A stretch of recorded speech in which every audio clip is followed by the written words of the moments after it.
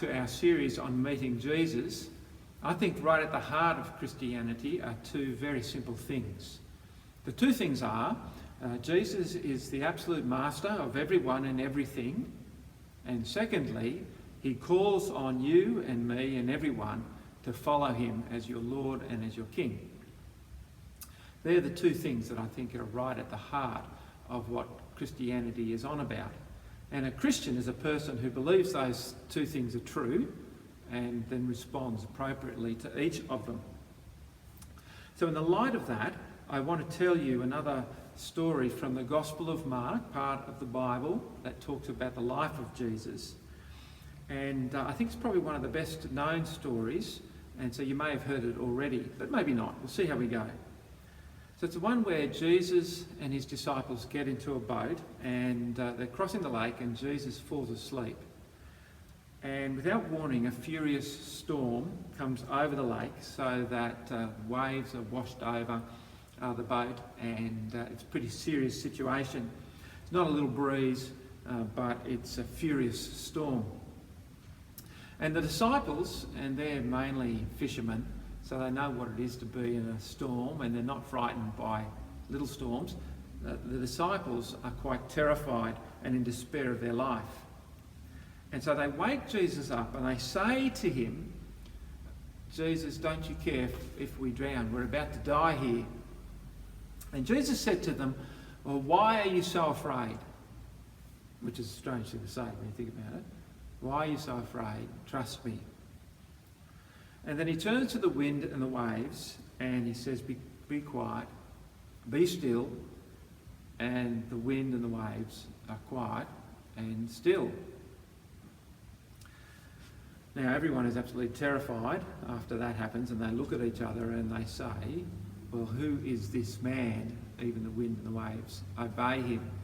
And rightly so, don't you think? I mean, who is the guy who can stand up in front of the wind and the waves and tell them to be quiet and be still? And they are. It's really an astonishing story. And any time, you see, I think any time you think, or I think, that we're in charge of the world, go out and put a tent up in a storm and see how you go. And it really is the thing that tells you just how much control we really do have. But here the wind and the waves obey Jesus, and it's an astonishing account. One of the problems, probably one of the problems that you'll have, and one of the problems that I have, is that we get all these stories that that Mark tells us about Jesus, and they get mixed up in our brain along with other stories that are already there about Voldemort and Darth Vader and Doctor Who. And we start getting confused about which of those stories are true and which of them aren't. And so it's easy to start thinking that perhaps the stories about Jesus are fairy tales. There's a guy I know who seeks to help, or used to seek to help, children to write stories, and in particular fairy tales and other things. And he tells the story of the day he heard the best ending to a fairy tale he'd ever heard, written by a 10-year-old. And the 10-year-old boy had said, the handsome prince turned to the beautiful princess and said to her, "Will you marry me?" And the beautiful princess said, "No." And they both lived happily ever after. Now that's how fairy tales end. Well, maybe not like that, but that's at least how that fairy tale ended. And we sort of know when something's a fairy tale and when it isn't. Mark doesn't write these stories about Jesus as if they're fairy tales. Rather, he writes them like history, because he believes that they are history, the things that actually and really happened. And boy, if that happened, that changes everything, doesn't it? There are two things I reckon to note about the story that Mark gives us. Number one is that Jesus is a person of enormous power. He's not tame. Have you thought about that before? Not a tame God who jumps every time we say jump. He has enormous power at his disposal.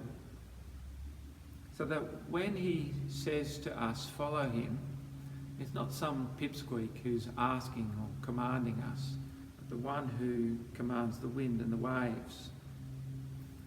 And it also means that he can come good on his promises. When he makes promises, he can hold them, he can keep them in this world and into the next, because he has the power to do so. When he says, trust me, he has the power to keep his word. It wasn't an idle word when he said to his disciples, why are you afraid? Trust me. Because he can be trusted because of his power.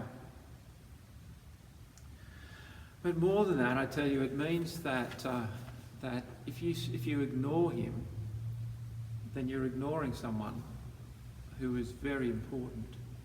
You're ignoring God himself. That's the first thing. Jesus is someone of enormous power. And the second thing I just want to draw your attention to is that Jesus is so very good. With power, with such power, he only does what is so very, very, very good. I don't know whether have you thought about that? Have you noticed that? You see, when we look around us and see people of enormous power, we know that they're powerful because they push everyone else around, or everyone else bows around them. Not so with Jesus. And I just looked up a couple of stats. Here are people with enormous power. So Genghis Khan killed 10% of the population of the world in his day. Now, you knew he was powerful by the amount of blood he had on his hands. Or Pol Pot killed something like, and it's a bit disputed, 20% of the population of Cambodia. And that is incredible power used in appalling ways.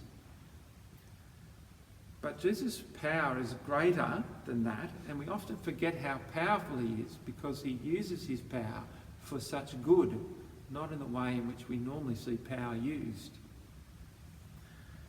I tell you, you can trust your life to him. You can trust him. He is so very powerful and so very good. I think you'd like him if you met him. I really do think you'd like him. Can I encourage you, read about him in Mark's Gospel. We'd love to send one of these little Mark's Gospels to you. Get in contact with Trinity Church through our website, trinitychurch.com.au, and we'll send you a Mark's Gospel.